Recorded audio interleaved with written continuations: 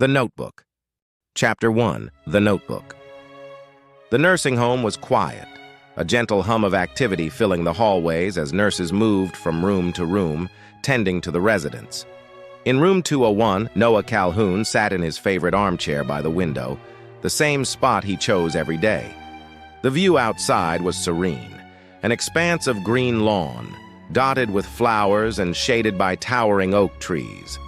This was his sanctuary, a place where he could escape the confines of his aging body and return to the memories that sustained him. In his hands, he held a leather-bound notebook, its pages worn and creased from years of use. This notebook was his most prized possession, a treasure trove of memories that he read every day without fail.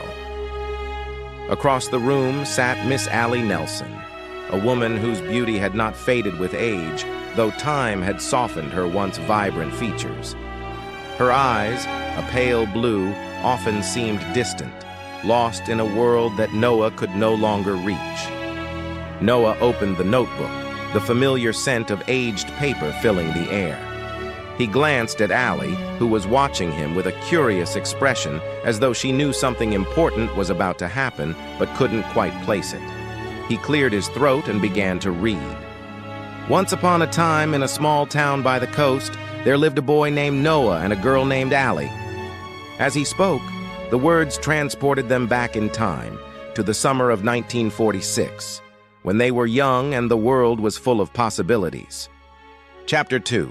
Summer of '46. Seabrook Island was a place where the sun always seemed to shine, where the days were long and lazy, and the nights were filled with the sound of the ocean's waves gently lapping against the shore. That summer, Noah Calhoun was just 18 years old, with the kind of youthful energy that made the world seem like it could be conquered. He was tall and strong, with broad shoulders and a smile that could light up a room. But despite his physical gifts, Noah was a simple boy, born and raised in Seabrook, with no grand ambitions beyond living a good life. Allie Nelson, on the other hand, was everything Noah was not. She was vibrant, sophisticated, and full of life.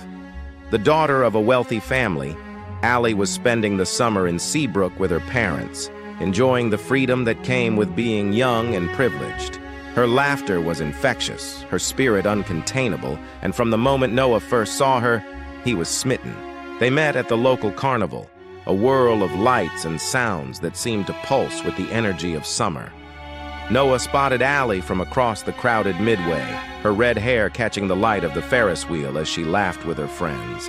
She was beautiful, the kind of girl who made heads turn, and Noah couldn't take his eyes off her. Summoning every ounce of courage, he approached her, offering a crooked smile that betrayed his nerves. "Would you like to dance?" he asked, his voice steady despite the butterflies in his stomach. Allie looked him over, intrigued by his confidence and the kindness in his eyes. "Why not?" she replied, taking his hand. They danced under the stars that night, the music from the band filling the air as they moved together, as if they had known each other forever. It was the beginning of something magical, something that would change both their lives. Chapter 3. A Summer to Remember.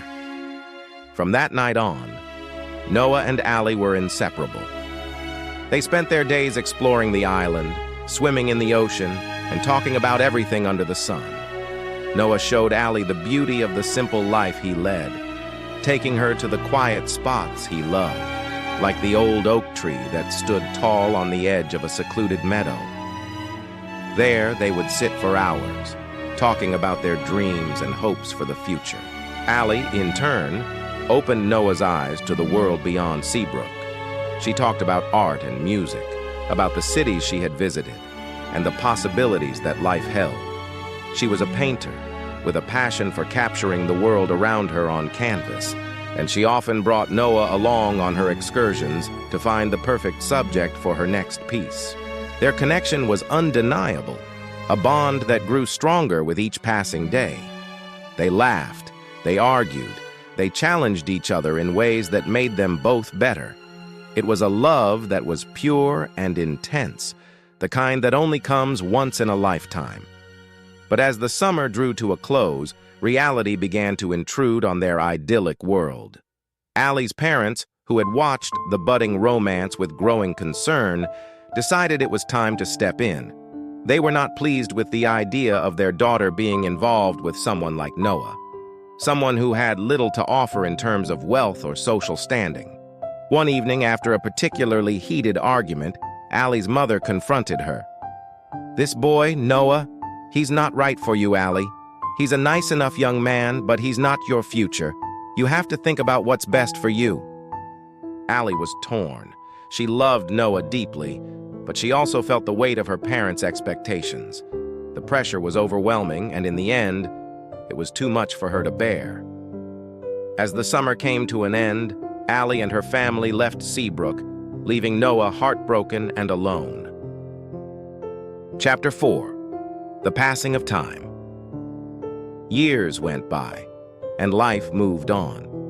Noah tried to forget Allie, but no matter how hard he tried, he couldn't erase her from his heart. He wrote her letters every day for a year, but they went unanswered. Eventually, he stopped writing, convinced that she had moved on, just as he was supposed to. Noah threw himself into his work, restoring an old plantation house that he had bought on a whim. The house was in ruins when he purchased it, but to Noah it was more than just a house. It was a symbol of the life he had once dreamed of building with Allie. He poured his heart and soul into the restoration, hoping that the physical labor would help him forget the love he had lost. But forgetting was impossible. Every room, every piece of wood he sanded down and restored, reminded him of her. He imagined her living there with him, filling the house with her laughter and her art. It was a dream that kept him going, even when the work became too much, even when he was tempted to give up. Meanwhile, Allie's life took a different path. She moved to the city, attended college, and eventually became engaged to a wealthy lawyer named Lon. He was everything her parents had ever wanted for her: handsome, successful, and from a good family. Lon adored Allie, and she cared for him deeply. But there was a part of her that could never forget the summer she had spent in Seabrook, or the boy who had stolen her heart. Chapter 5. The Return. Years later, fate would bring Noah and Allie back together. Noah's work on the plantation house was finally complete, and an article about his restoration efforts appeared in a local newspaper. Allie, now living in a nearby city, happened to see the article one day while out shopping. Seeing Noah's name in print brought a rush of memories flooding back, memories she had tried to bury for years. Without thinking, Allie drove to Seabrook. She didn't know what she was hoping to find or what she would say when she saw Noah again, but she knew she had to see him. She had to know if the love they had shared all those years ago was still real, or if it was just a figment of her imagination. When she arrived at the house, she found Noah on the front porch, painting the shutters. He looked up as she approached, and for a moment, they simply stared at each other, both of them too stunned to speak. Finally, Noah broke the silence. "Allie," he whispered, his voice full of emotion. "All this time," she said, her voice trembling, "you kept the house. You did all of this." "For you," Noah replied. "I never stopped loving you, Allie, not for a single day." Their reunion was bittersweet, filled with both joy and pain. They spent the next few days together, talking about their lives, their dreams, and what might have been. The love between them was as strong as ever, but they both knew that life had changed them, that the years apart had left their mark. Chapter 6. The Present. Back in the nursing home, the story Noah was reading to Allie was nearing its end. He paused, looking up to see if there was any sign of recognition in her eyes. For a moment, she seemed to remember, her eyes brightening as she looked at him. "Allie?" he asked softly. She smiled at him, a smile that was both familiar and heartbreaking. "Noah," she whispered, reaching out to touch his hand. "You're the boy from the story, aren't you?" "Yes," he replied, tears filling his eyes. "And you're the girl, my girl." They sat together in silence, holding hands as the sun set outside the window. For a brief, shining moment, Allie remembered everything: their love, their life together, the story they had shared. But as quickly as it had come, the memory began to fade, slipping away like sand through her fingers. Noah watched as the light in her eyes dimmed, as she once again retreated into the fog of her illness. His heart ached, but he knew that this was the way it had to be. Their love was stronger than any disease, stronger than time itself, but it could not stop the inevitable.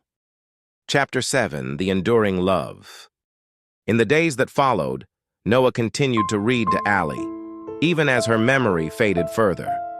He read the story of their love again and again, hoping that each time it would bring her back to him, if only for a little while. The notebook became his lifeline, a way to keep their love alive in a world that was slowly taking her away from him. One night, after reading to her, Noah stayed by Allie's side, holding her hand as she slept. He was tired, more tired than he had ever been, but he didn't want to leave her. He closed his eyes, feeling the weight of the years pressing down on him, and drifted off to sleep. In the morning, the nurses found them together, still holding hands. Both had passed away in the night, peacefully, as if they had simply drifted off into a dream. They were together in death, just as they had been in life, and their love, the love that had endured so much, was finally at peace. Noah and Allie's story was one of love and loss, of joy and heartbreak. But most of all, it was a story of enduring love, a love that had survived the passage of time, that had withstood the challenges of life, and that had remained strong until the very end. In the pages of the notebook, their love would live on, a testament to the power of true love and the belief that, no matter what, love will always find a way. The notebook was more than just a story. It was their legacy, a reminder that love, real love, is the most beautiful thing in the world, and that it is worth fighting for, no matter the cost. And so, as the sun set on the nursing home, the story of Noah and Allie came to a close, leaving behind a legacy of love that would never be forgotten.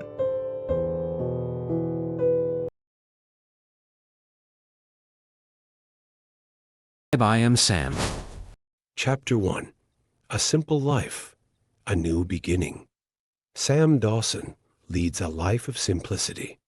He thrives on routine working at Starbucks, visiting the same park, and spending time with his group of friends who also have intellectual disabilities. Sam's world is small, predictable, and safe.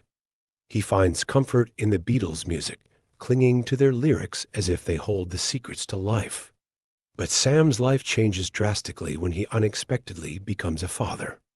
The woman he briefly dated leaves the hospital the moment Lucy is born, abandoning Sam and their newborn daughter without a word. In an instant, Sam is left with the overwhelming responsibility of raising Lucy on his own. His heart swells with love as he cradles her for the first time, his mind racing with worry. How can someone like him, with the mental capacity of a 7-year-old, raise a child? Sam doesn't know the answer, but he knows one thing for certain. He loves Lucy more than anything in the world, and he will do everything he can to care for her. Chapter 2: A Bond of Love and Limitations. Lucy grows up, and Sam's love for her only deepens with each passing day.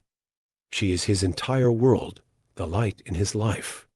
Sam reads to her, bathes her, and walks her to school every day. But as Lucy begins to develop intellectually, Sam struggles to keep up. Lucy's questions become harder, her books more advanced, and Sam's limitations grow more apparent. Lucy, now 7, notices the difference between her father and other adults. She tries to protect him, holding back in school, so she doesn't surpass him, even though her teachers know she is capable of much more. She hides her tears, sensing that showing her frustration might hurt him. One night, as Sam stumbles through a bedtime story, Lucy looks at him with a mix of love and sadness. She knows he's trying his best, but the growing gap between their worlds is becoming impossible to ignore. Sam sees the worry in her eyes, but can't understand why his little girl seems so distant lately. All he knows is that he loves her more than he can ever say. Chapter 3: The Shattering of Sam's World. When Lucy's teacher reports her struggles to the authorities, Sam's world begins to fall apart. Social services intervenes, claiming that Sam's intellectual disabilities prevent him from being a fit parent. One fateful afternoon, they come to take Lucy away. Sam clings to his daughter, begging them not to take her. Lucy, sobbing, reaches for him as the social workers pull her away. The sound of Lucy's cries echoes in Sam's ears as she is driven away in a car, leaving Sam standing helplessly on the sidewalk. His heart is shattered. The one person he loves more than anything has been ripped from his life, and he is left alone in an empty apartment, staring at the empty space where Lucy's toys used to be. Sam can't understand how love could ever be considered not enough. Chapter 4: Desperate to Bring Her Home. Desperation consumes Sam. He cannot imagine a life without Lucy, and so he seeks help from a lawyer named Rita Harrison. Rita is cold, detached, and agrees to take the case, only to prove to her colleagues that she can win even the most hopeless battles. Sam pours his heart out to her, explaining that Lucy is his life, his everything. But Rita doubts that the courts will ever see him as a capable father. Still, as the days go by, Rita begins to soften. She sees something in Sam that she didn't expect: an unconditional love, so pure, so selfless, that it shakes her. As they prepare for the custody battle, Sam visits Lucy in foster care. Each visit is bittersweet. Lucy runs into his arms, holding on tightly, but every goodbye is agonizing. Sam tries to smile, tries to be brave for her, but Lucy's terror-streaked face haunts him. Each visit reminds him of what's at stake, and the fear of losing her forever gnaws at his soul. Chapter 5: The Pain of the Courtroom. In the courtroom, Sam's abilities are picked apart, analyzed, and questioned. The opposing lawyer argues that Sam's love isn't enough, that Lucy needs more, needs someone who can help her grow intellectually, emotionally, and socially. They paint Sam as a man who is stuck in the mind of a child, unable to meet the complex demands of parenting. Sam tries to defend himself, but words fail him. All he knows is how much he loves Lucy, but the court is not interested in love alone. They want stability, intelligence, and responsibility, things Sam tries desperately to provide, but cannot fully understand. Lucy is brought to the stand. The moment she sees her father in the courtroom, she bursts into tears. She tells the court that all she wants is to be with him, that she loves him more than anything. But deep down, Lucy feels torn. She knows her father can't help her with schoolwork, can't answer the questions she has about the world, but she can't bear the thought of losing him. The courtroom is silent as Lucy's voice breaks, her small frame shaking with sobs. Chapter 6: The Unbearable Verdict. The judge's decision comes down like a crushing blow. Sam will not get full custody. Lucy will remain with her foster family, though Sam will be allowed visitation rights. Sam is devastated. He had fought so hard, and yet the system deemed him unfit. He tries to understand why love wasn't enough, but no one can explain it to him in a way he can grasp. Rita, who has grown to care for Sam and Lucy deeply, holds back tears as the verdict is read. She knows the decision was made with Lucy's best interests in mind, but it still feels unbearably cruel. As Sam walks out of the courtroom, his world seems darker, smaller. The thought of not waking up to Lucy's laughter, of not reading to her at night, feels unbearable. Chapter 7: The Broken Pieces. Sam adjusts to his new reality with difficulty. Lucy visits him on weekends, and their time together is filled with moments of love, but also the painful reminder that things will never be the same. Sam tries to put on a brave face, but Lucy can see the sadness in his eyes.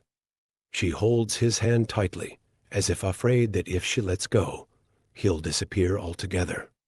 The love between them never fades, but it is now overshadowed by the knowledge that they will never have the life they once did. Lucy returns to her foster family each time, waving goodbye as Sam stands on the sidewalk, watching her drive away again and again and again. Each goodbye feels like a fresh wound, and Sam wonders if Lucy will one day stop coming back, if she will grow up and forget about him. The thought terrifies him, but he pushes it aside, clinging to the hope that love will always bring her back. I Am Sam is a heartbreaking story of love and loss, of a father who gives everything he has, only to find that in the eyes of the world, it's not enough. It is a testament to the power of unconditional love, even in the face of impossible odds, and a reminder that sometimes love alone can't protect us from the cruelty of life.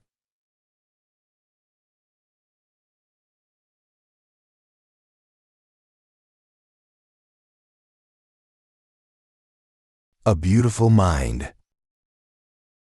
The film A Beautiful Mind, directed by Ron Howard and starring Russell Crowe, tells the story of John Nash, a brilliant mathematician who struggles with paranoid schizophrenia. The movie is a dramatized account of Nash's life, focusing on his genius, his mental illness, and his journey towards recovery. The film begins in the late 1940s with John Nash arriving at Princeton University as a graduate student. He is portrayed as a socially awkward but exceptionally intelligent young man, determined to make a unique and significant contribution to mathematics. Nash becomes obsessed with finding an original idea, which leads him to develop the concept of the Nash equilibrium, a revolutionary theory in game theory. As Nash's career begins to take off, he starts experiencing symptoms of schizophrenia. He believes that he is being recruited by a mysterious government agent named William Parcher, played by Ed Harris, to help decode Soviet communications during the Cold War. Nash becomes increasingly paranoid, convinced that he is being followed and that his life is in danger. These delusions are depicted vividly in the film, blurring the line between reality and Nash's imagined world. Nash falls in love with and marries Alicia Lard, played by Jennifer Connelly, a student at MIT. Alicia is initially unaware of Nash's illness, but as his delusions and erratic behavior worsen, she becomes deeply concerned. Nash's mental state deteriorates to the point where he is hospitalized and diagnosed with paranoid schizophrenia. The film portrays the devastating impact of the illness on Nash and Alicia's life, including Nash's inability to distinguish between reality and his delusions. The film follows Nash's painful journey through treatment, including insulin shock therapy, which was a common but controversial treatment for schizophrenia at the time. Despite the treatment, Nash continues to struggle with his delusions. However, with Alicia's unwavering support, he decides to confront his illness by consciously ignoring his hallucinations and relying on his intellect to manage his condition. Nash eventually returns to teaching and continues his research, albeit with some limitations. The film shows his gradual acceptance of his condition and his determination to live with it rather than be controlled by it. In the film's climactic moments, Nash is honored with the Nobel Prize in Economics for his work on the Nash equilibrium.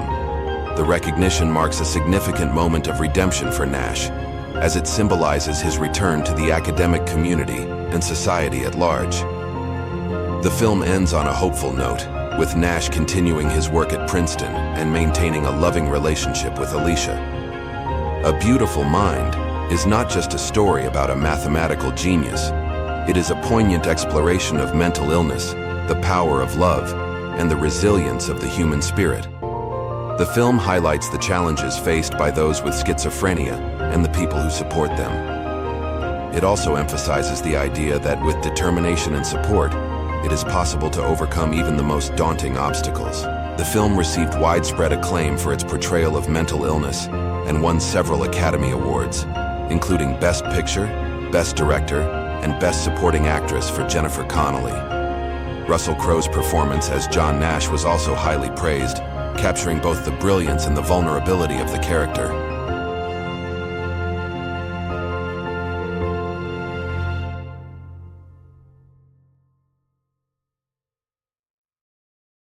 When Harry met Sally. Chapter 1. A Chance Meeting. It all began in the spring of 1977. Harry Burns and Sally Albright, two recent college graduates, found themselves carpooling from Chicago to New York. Though they were both headed to the same city, they couldn't have been more different. Harry, cynical and darkly humorous, believed in the inevitability of heartbreak and that men and women couldn't just be friends.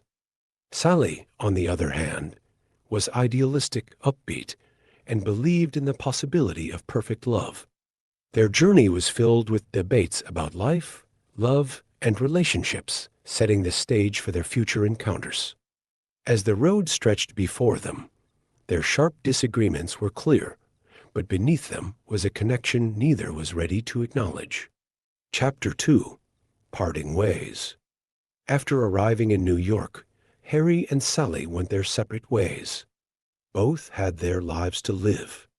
Harry was moving in with his girlfriend, and Sally had dreams of starting her journalism career. They didn't expect to see each other again, and they certainly didn't expect to remain in each other's thoughts.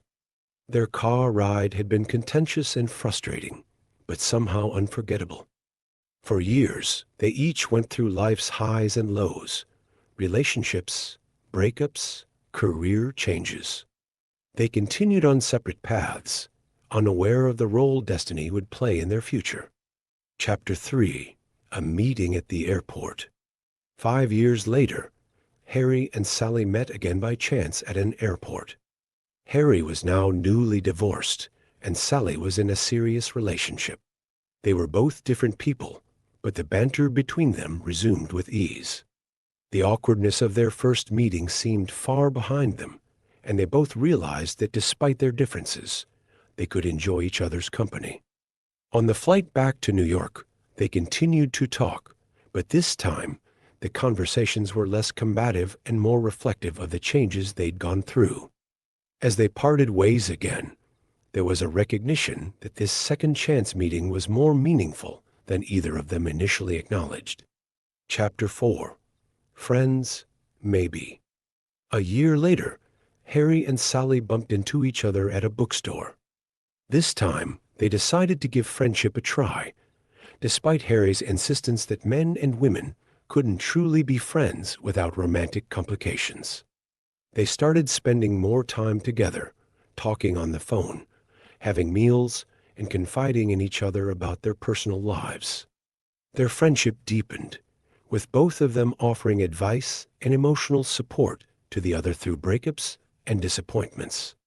For the first time, Harry and Sally found themselves in a platonic relationship that surprised them both. They became each other's emotional anchors, while still navigating the world of dating. Chapter 5. Closer than expected. Over time, Harry and Sally became inseparable.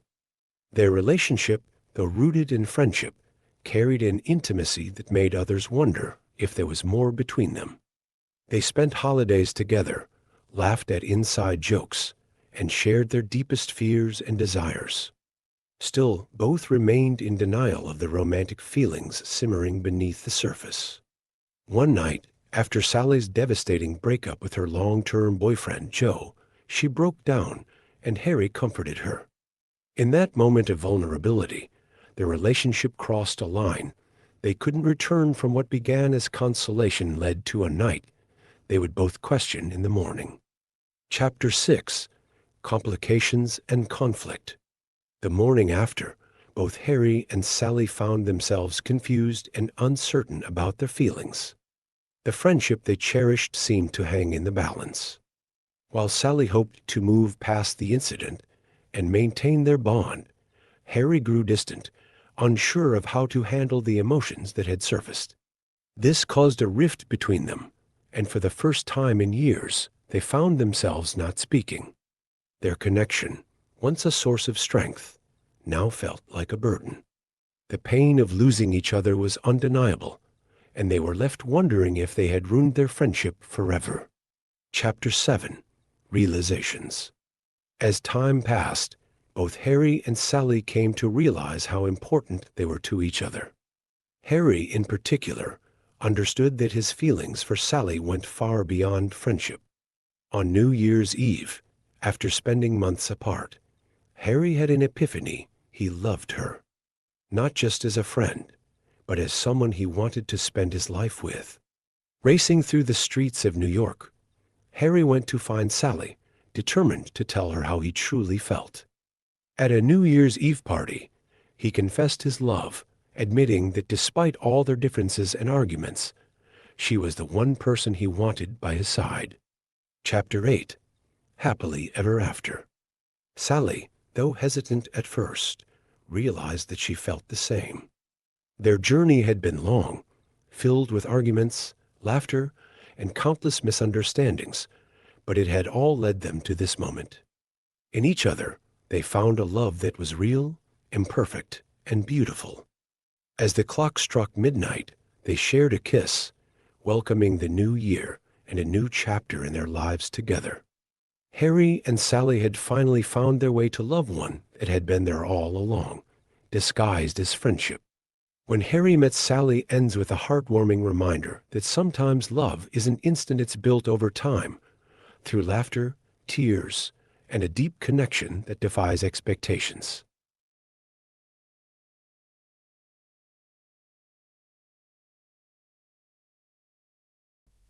The Curious Case of Benjamin Button. In the early years of the 20th century, in the bustling city of New Orleans, a baby was born under the most unusual circumstances. Thomas Button, a wealthy businessman, rushed to the hospital to see his newborn son, only to be greeted by a sight that defied all logic. His child, Benjamin, was not a typical baby. He had the appearance of a man well into his 80s, with wrinkled skin, white hair, and a frail body.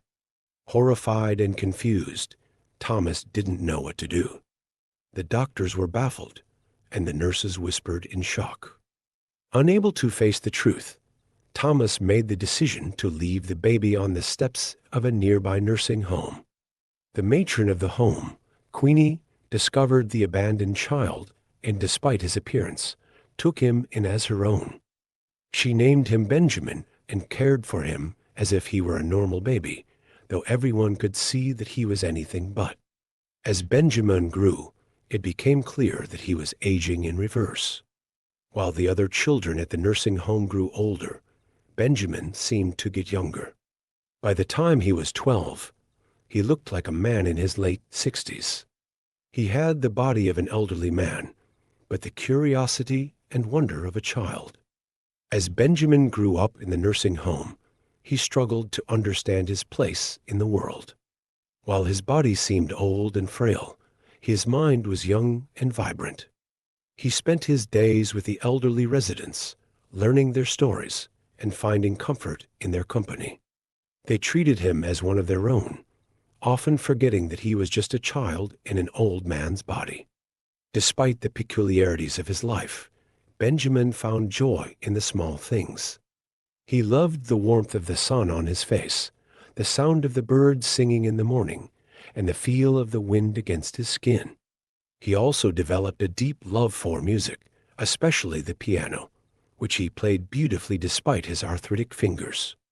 But as the years went by, Benjamin began to feel the weight of his condition. He watched as the people he cared about aged and passed away, while he grew younger.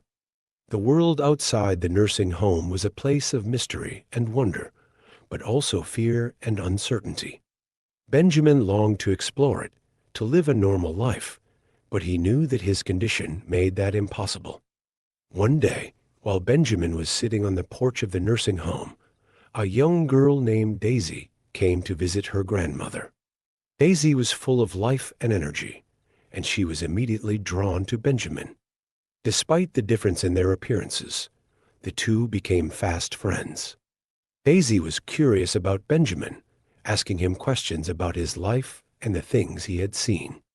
For the first time in his life, Benjamin felt understood. Daisy didn't see him as an old man or a child. She saw him as a person, someone who was different, but still worthy of friendship and love.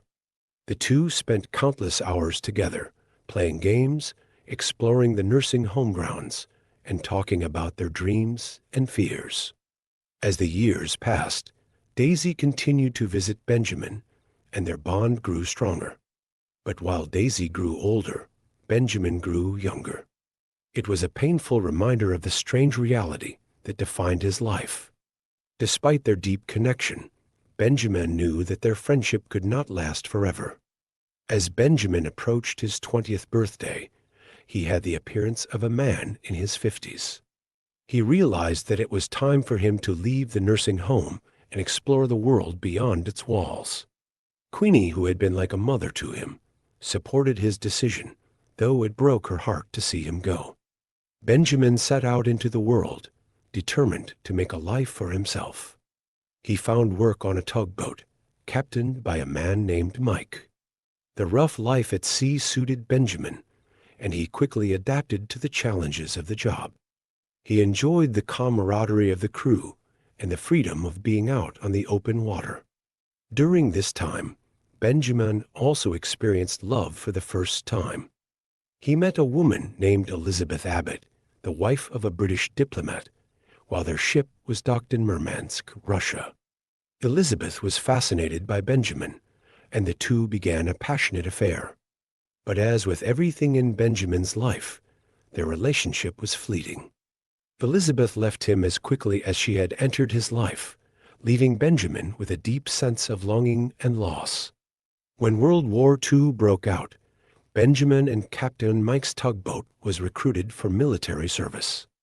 They were tasked with towing damaged ships and salvaging wrecks. The war was a brutal and terrifying experience, but it also brought out the best in Benjamin. He showed courage and resilience, earning the respect of his fellow sailors. Tragically, Captain Mike was killed during a mission, and Benjamin was left to navigate the complexities of war on his own. Despite the loss, he continued to serve with distinction, but the experience left him scarred. The horrors of war weighed heavily on him, and he found it increasingly difficult to reconcile his youthful appearance with the memories of the violence and death he had witnessed. After the war, Benjamin returned to New Orleans. He reunited with Queenie, who was now much older, and found solace in the familiar surroundings of the nursing home. But he couldn't shake the feeling that he was out of place, that his life was moving in the wrong direction. Years passed, and Benjamin, now looking like a man in his 30s, reconnected with Daisy. She had become a successful ballet dancer in New York, but an injury had ended her career. Despite the time and distance that had separated them, the bond between Benjamin and Daisy was as strong as ever. They fell in love, and for a brief moment, it seemed like they could have a normal life together. They bought a house and tried to build a life as a couple. But the reality of Benjamin's condition was always there, lurking in the background. Daisy aged, while Benjamin continued to grow younger. Eventually, Daisy became pregnant, and they welcomed a daughter into the world. But Benjamin knew that he couldn't stay. He couldn't bear the thought of his daughter growing up with a father who was getting younger by the day. He made the heartbreaking decision to leave Daisy and their daughter, knowing that it was the only way to protect them from the pain of his condition. As the years went by, Benjamin continued to grow younger. He wandered from place to place, trying to find peace with his fate. He kept in touch with Daisy, who was now an elderly woman, and they shared letters and phone calls. But he knew that his time was running out. Eventually, Benjamin returned to New Orleans and to the nursing home where he had been raised. By now, he was a child in appearance, but with the memories and experiences of a lifetime. Queenie had passed away, and the nursing home was under new management. The staff, unaware of Benjamin's true identity, took him in as an orphan child. Daisy, now in her 80s, visited Benjamin at the nursing home. She cared for him as he regressed further, becoming a toddler and then an infant. Daisy held him in her arms as he took his final breaths, closing the chapter on a life that had been anything but ordinary. Daisy lived on for a few more years, cherishing the memories of her time with Benjamin. She kept a diary of their life together, filled with stories of love, loss, and the peculiarities of living life in reverse. She passed away peacefully, knowing that Benjamin had lived a full life, even if it had been an unusual one. The story of Benjamin Button is one of acceptance, of finding love and meaning in a world that often doesn't make sense. It is a reminder that life, no matter how strange or difficult, is a journey worth taking, and that love transcends time, age, and the inevitable march toward the end.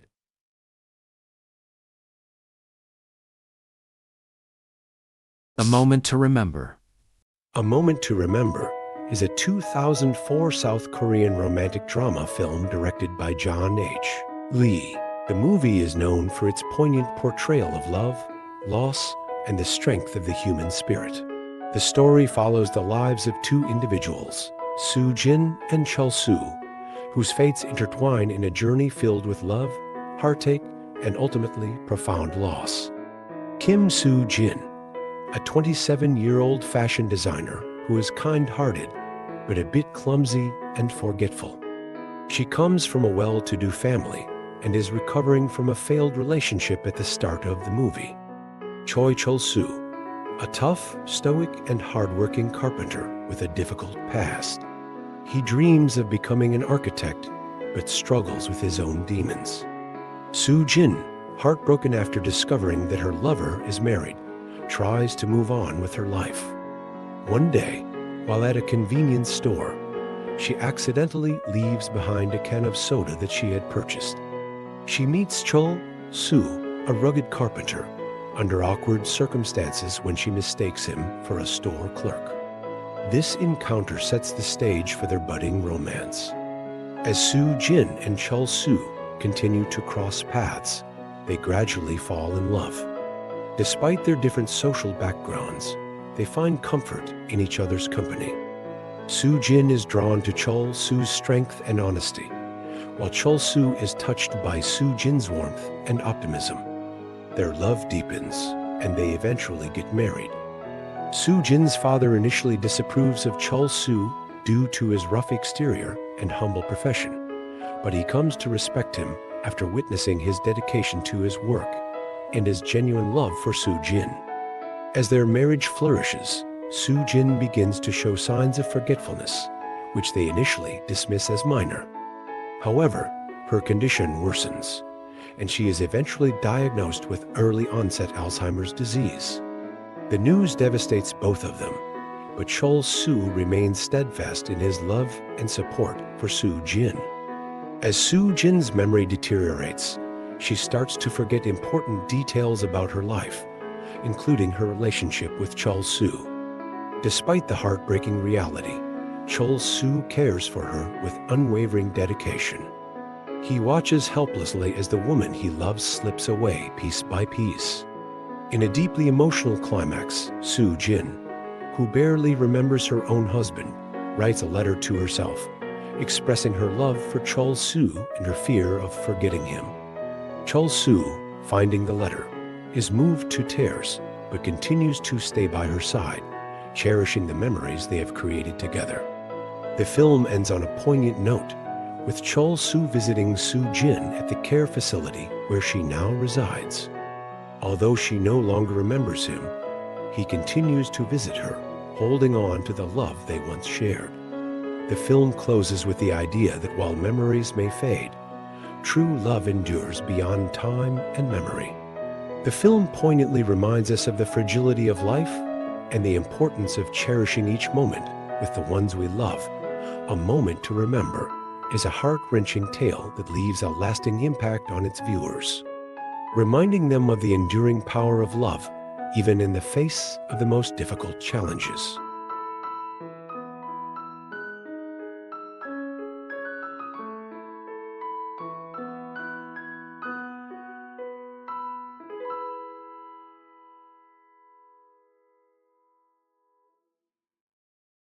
The Tokyo Story. In the small, tranquil town of Onamichi, Shukichi and Tomi Hirayama, an elderly couple, prepare for a long journey to Tokyo. They have decided to visit their grown children, whom they haven't seen in several years. Their son, Koichi, is a doctor, and their daughter, Shige, runs a beauty salon. Both live in Tokyo, and their youngest daughter, Kyoko, a schoolteacher, remains at home with them. The couple packs their belongings, careful and deliberate in their preparations. The town's pace is slow, and life is simple, but there is an air of excitement and apprehension as they embark on the journey. The train ride to Tokyo is long, and the couple is not used to the bustling life of the city.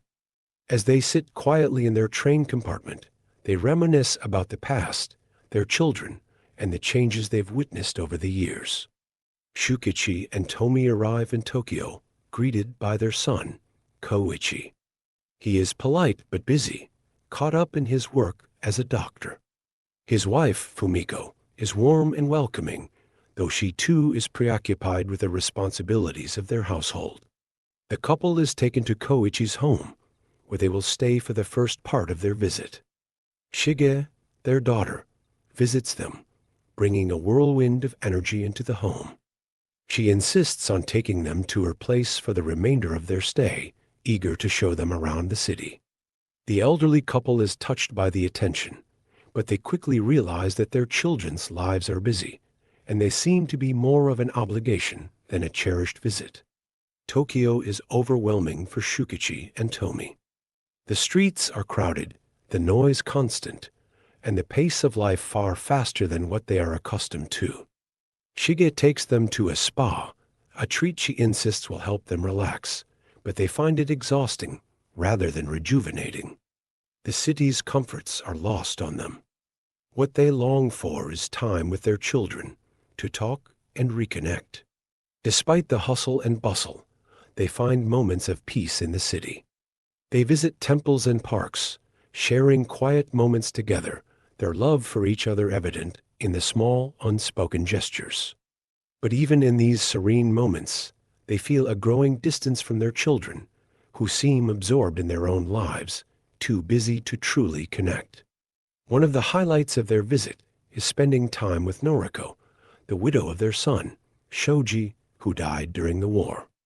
Unlike their other children, Noriko is unhurried and genuinely pleased to see them. She invites them to her modest apartment, where she serves them tea and listens intently to their stories. Noriko's kindness and warmth provide the comfort they have been yearning for. She is a dutiful daughter-in-law, despite the fact that she has no obligation to them. The couple encourages her to remarry, worried that she is lonely, but Noriko seems content in her quiet life, though there is a sadness that lingers in her eyes. As the days pass, Shukichi and Tomi realize that their presence is more of a burden to their children. Koichi and Shige suggest sending them to a resort in Atami, a gesture that is meant to be kind, but feels like an effort to get them out of the way.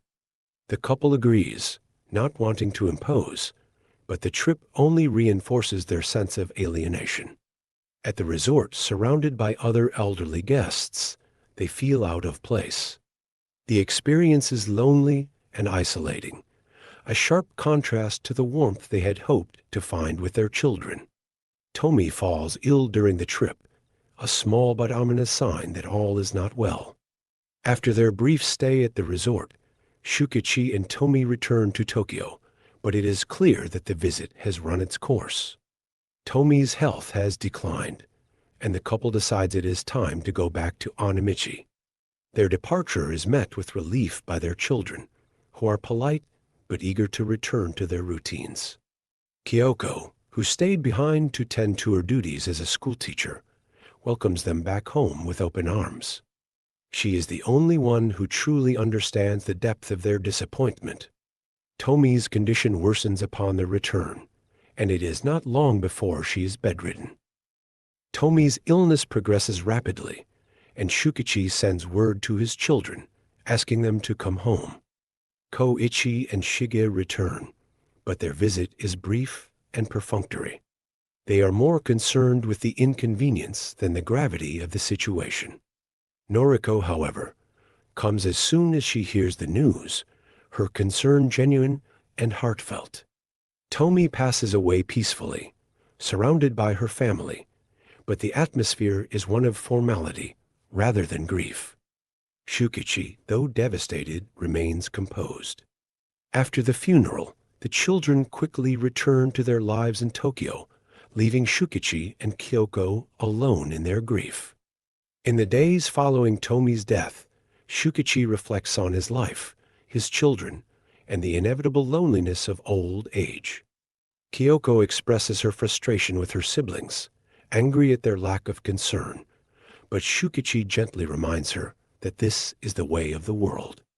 Children grow up and lead their own lives, often forgetting the sacrifices of their parents.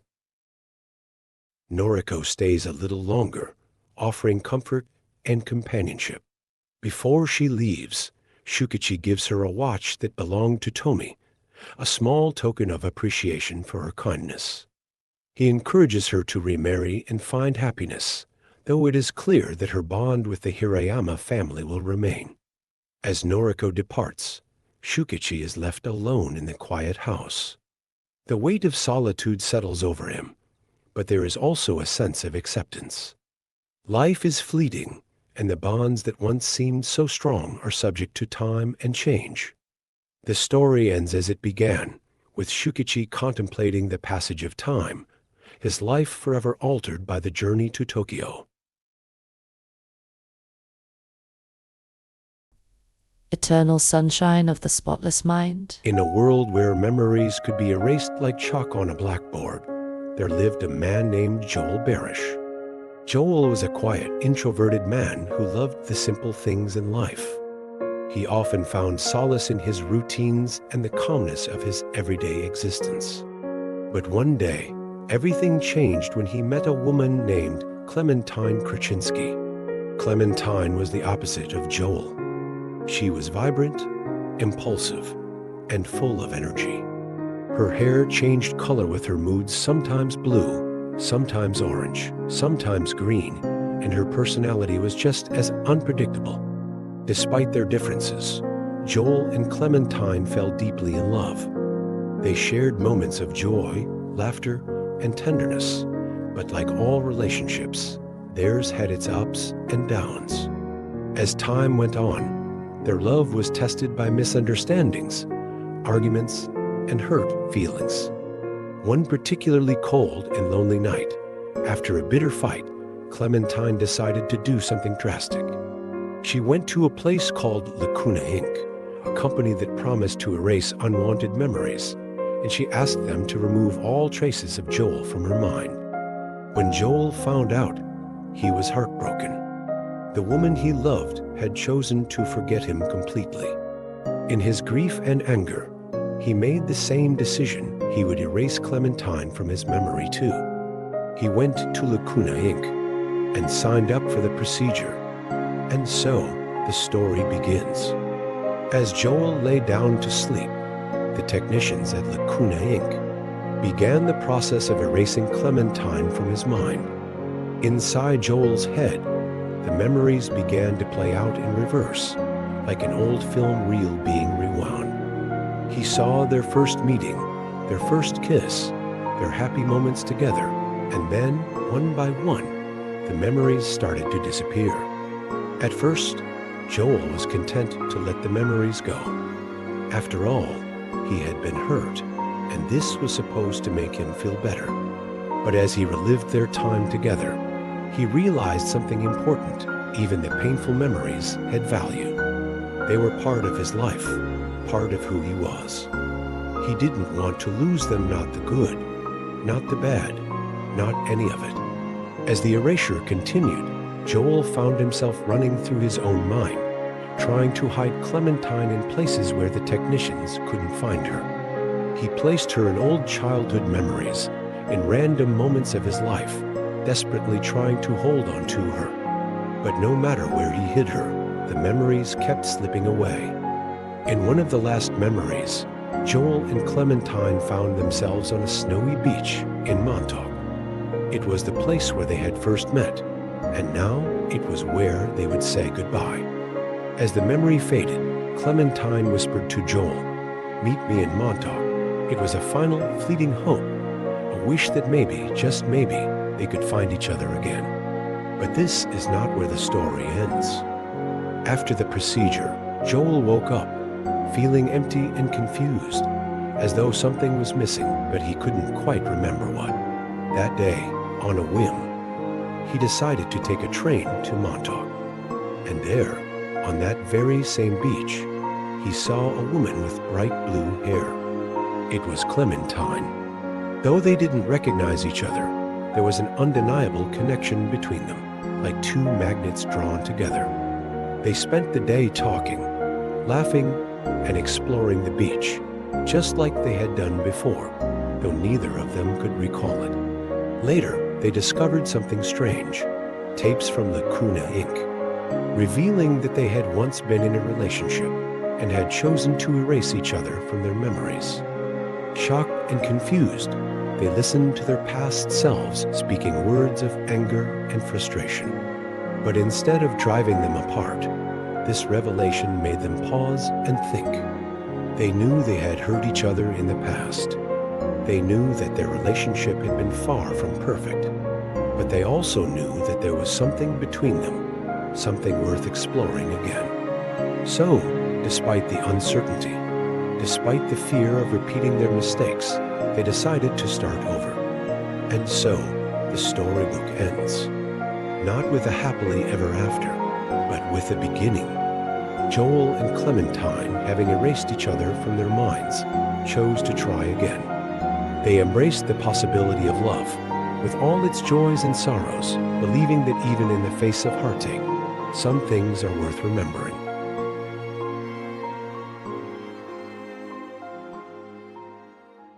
Miracle, in cell number 7. Memo, a shepherd with a developmental disability, lived a simple and quiet life in a small Turkish village. Despite his challenges, Memo was a loving father to his young daughter, Ova. They shared a deep bond, one that was filled with love and understanding. Ova was Memo's entire world, and he was hers. Despite the challenges they faced, they found joy in the little things, like spending time together and enjoying the beauty of their surroundings. Memo was often misunderstood by the villagers due to his condition, but Ova always saw the goodness in her father. She loved him unconditionally and was fiercely protective of him. Together, they navigated life's challenges with grace, finding happiness in each other's company. One day, while Memo was out tending to his flock, he encountered a young girl, Seda, the daughter of a high-ranking military officer. In a tragic accident, Seda fell from a cliff while playing near the edge, and despite Memo's desperate attempts to save her, she lost her life. When the villagers arrived, they found Memo with the girl's lifeless body. Due to his condition and the circumstances, they quickly assumed the worst. Memo, unable to fully understand the gravity of the situation, was accused of murder and was arrested. Despite his innocence, he was taken away from Ova and thrown into prison. Memo was placed in cell number 7, a cell that housed some of the most dangerous criminals in the prison. At first, his cellmates were hostile and suspicious of him, believing the accusations against him.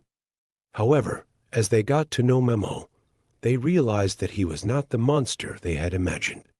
His innocence and childlike nature began to win them over, and they started to see him as a friend rather than a criminal. The turning point came when Memo saved one of his cellmates during an accident, proving his kindness and courage. This act earned him the respect and loyalty of his fellow inmates, who began to rally around him. The bond between Memo and his cellmates grew stronger, and they began to feel a deep sense of injustice over his imprisonment. They devised a daring plan to reunite Memo with his daughter, Ova, knowing how much they both needed each other. With the help of a sympathetic prison guard, Askaroslu, they managed to smuggle Ova into the prison. The reunion between father and daughter was filled with joy and tears. Ova's presence brought light and hope into the dark world of cell number 7, and the other inmates were touched by the deep love between them.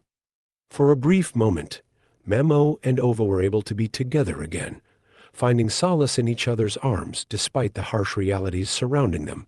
Memo's trial was a tense and emotional affair. The military officer, Sada's father, was determined to see Memo punished for the death of his daughter. The odds were stacked against Memo, especially with the powerful forces arrayed against him. Despite the efforts of his cellmates and the prison guard who had come to believe in his innocence, Memo was sentenced to death. The verdict devastated Ova and his friends in cell number 7, who knew that Memo was innocent, but were powerless to change the outcome. As Memo's execution date approached, the mood in the prison grew somber. His cellmates, who had come to see him as a brother, were heartbroken. In a final act of love, they tried to convince the authorities to spare Memo's life, but their pleas fell on deaf ears. Memo, sensing the inevitable, made a heartbreaking decision. He asked one of his cellmates, Yusuf, to take care of Ova after he was gone. Yusuf, who was deeply moved by Memo's request, promised to protect Ova and ensure that she was safe. On the day of his execution, Memo faced his fate with quiet dignity. His last thoughts were of Ova, and his only wish was for her to live a happy life. After Memo's death, his cellmates and the prison guard worked to fulfill his final wish. They ensured that Ova was taken care of, and Yusuf, who had been granted an early release, took her under his wing. Years later, Ova, now a young woman, revisited the events of her father's life. She sought justice for Memo, determined to clear his name and reveal the truth. Her efforts paid off when new evidence came to light, proving Memo's innocence.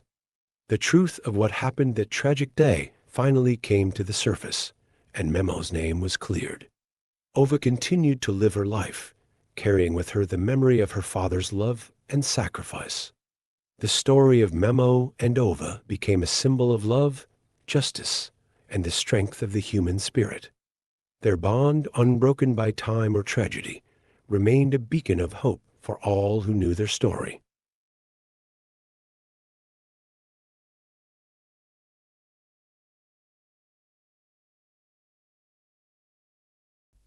The Pursuit of Happyness.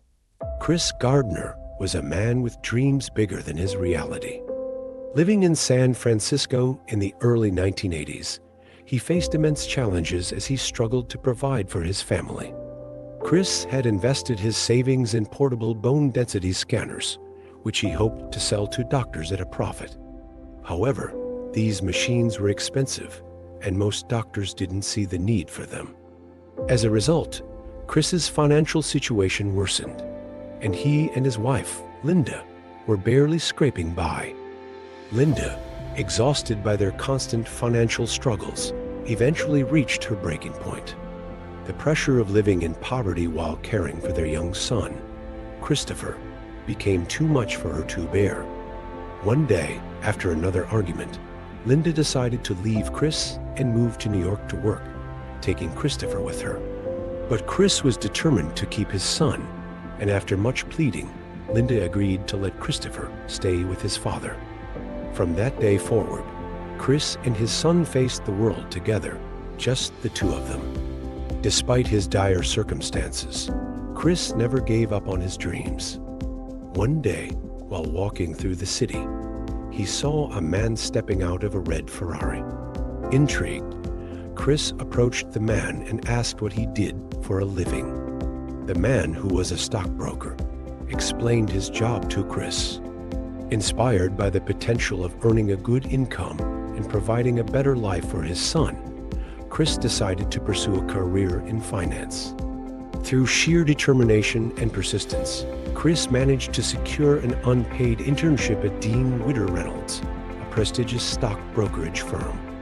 The internship was highly competitive, with only 1 out of 20 interns being offered a full-time position at the end of the program. Despite the odds, Chris believed this was his ticket to a better life, so he threw himself into the challenge. The unpaid internship meant Chris had no steady income. To make ends meet, he continued selling his bone density scanners, but sales were few and far between. With no money for rent, Chris and his son were evicted from their apartment. They found themselves homeless, bouncing between shelters, motels, and sometimes even sleeping in public restrooms. Chris was determined not to let his son see how desperate their situation had become. Every day, he maintained a brave face and continued to work hard at his internship. He would drop Christopher off at daycare, rush to work, and spend every spare moment studying for his broker's license exam. Despite the mounting pressure, Chris never lost sight of his goal: to build a better future for his son. Life became a series of relentless tests for Chris. He had to navigate the demands of his internship, which required him to work long hours without pay. At the same time, he had to find time to sell his scanners and care for his son. Chris knew that the only way out of their situation was to excel in his internship, so he worked harder than ever. Chris faced constant setbacks, from losing a crucial scanner to barely making ends meet. However, he remained focused and used every setback as motivation to push forward. He began to distinguish himself at the firm by making cold calls to potential clients and securing meetings with high-profile investors. Slowly, Chris started to gain the respect of his colleagues, even as he continued to struggle in his personal life. As the internship neared its end, Chris's future remained uncertain.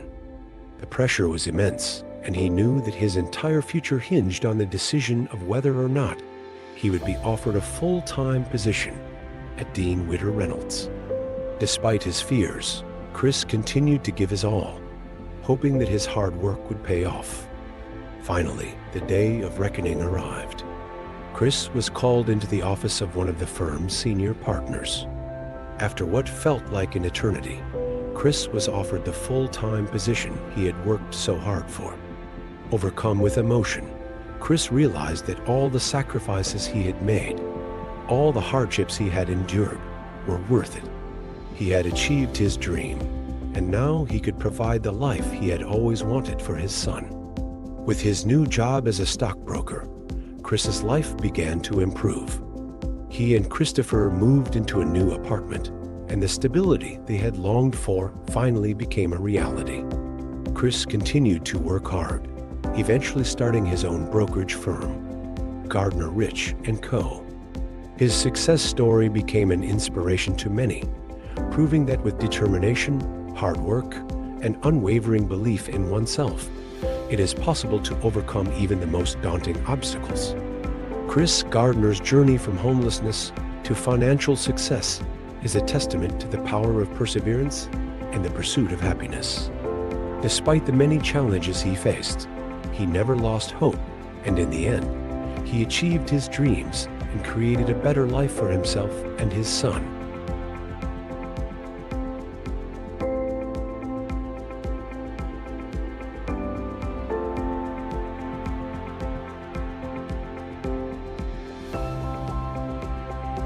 Good Will Hunting. In the gritty neighborhoods of South Boston, a young man named Will Hunting spends his days working as a janitor at the prestigious Massachusetts Institute of Technology (MIT) and his nights drinking with his friends, Chucky, Billy, and Morgan. Despite his rough exterior and humble lifestyle, Will possesses an extraordinary gift and unparalleled talent for mathematics. He keeps this hidden from the world, fearing what might come of it. One day, while cleaning a hallway at MIT, Will stumbles upon a complex mathematical problem left on a chalkboard by Professor Gerald Lambeau, a celebrated mathematician. Without hesitation, Will solves the problem, astonishing the faculty, though he remains anonymous. Professor Lambeau is desperate to find the genius who solved his problem. When Will anonymously solves yet another, even more difficult problem, Lambeau finally catches him in the act. However, Will's brilliance is overshadowed by his rebellious nature. His tendency to get into trouble lands him in court after a fight, where his future hangs in the balance. Lambeau intervenes, offering Will a deal. He'll avoid jail time if he agrees to study mathematics under Lambeau's guidance and attend therapy sessions to address his anger and emotional issues. Will reluctantly agrees, more to avoid jail than to improve himself. Will's sessions with therapist after therapist are disastrous, as he mocks and resists their attempts to help him. Desperate, Lambeau turns to an old friend, Dr. Sean McGuire, a community college professor with a rough demeanor and deep emotional scars of his own. Sean, like Will, grew up in South Boston and understands the challenges of the environment. When Will meets Sean, he is ready with his usual sarcasm and resistance, but Sean doesn't back down. In a heated first session, Sean gets under Will's skin by confronting him about his fear of vulnerability and intimacy. Despite the rocky start, Will slowly begins to open up, and the two form a deep, complex bond. As their sessions progress, Sean helps Will confront his past, his anger, and his fear of abandonment, stemming from years of abuse as a foster child. Meanwhile, Lambeau pushes Will to embrace his mathematical talent, presenting him with opportunities that could change his life. However, the more Will is pushed, the more he retreats, terrified of the expectations and the fear of failure. At the same time, Will begins a relationship with Skylar, a Harvard student who sees through his tough exterior. Their relationship becomes another test for Will, as his fear of getting close to someone leads him to sabotage what could be a genuine connection. The tension between Will, Lambeau, and Sean reaches a breaking point. Lambeau wants to mold Will into a mathematical prodigy, while Sean is more concerned with Will's emotional well-being. Will, caught in the middle, lashes out, questioning whether his talent is a gift or a curse. In a powerful session, Sean challenges Will to stop hiding behind his intellect and face the reality of his emotions. He tells Will that it's not his fault he was abused, and that it's okay to be vulnerable. This moment of honesty and connection marks a turning point for Will. With Sean's guidance, Will begins to realize that his life doesn't have to be defined by his past or by others' expectations. He starts to understand the importance of choosing his own path, not one that others have laid out for him. However, this realization comes with the daunting challenge of stepping out of his comfort zone. As his relationship with Skylar deepens, she asks him to move to California with her, but Will is hesitant, afraid of change and of losing his identity. In a moment of clarity, Will decides to take a chance on himself and the people he cares about. Will's final breakthrough comes when he realizes that he doesn't have to be trapped by his past or his fear of the future. In a letter to Sean, he thanks him for his help and support, explaining that he's leaving Boston to find his own way in the world. In the final scene, Will drives away from Boston, leaving behind the life he knew, the job at MIT, and the friends who kept him grounded. As he drives towards an uncertain future, it's clear that he's finally ready to embrace the possibilities ahead of him, no longer running from his past, but running towards a future of his own making. Will's journey is one of self-discovery, healing, and the courage to break free from the chains of his past. With the support of those who believed in him, he learns that he is not defined by his circumstances or by his genius alone, but by the choices he makes and the people he allows into his life. And so, Will Hunting, the boy from South Boston with a brilliant mind and a troubled soul, sets out to write the next chapter of his life, one of his own design.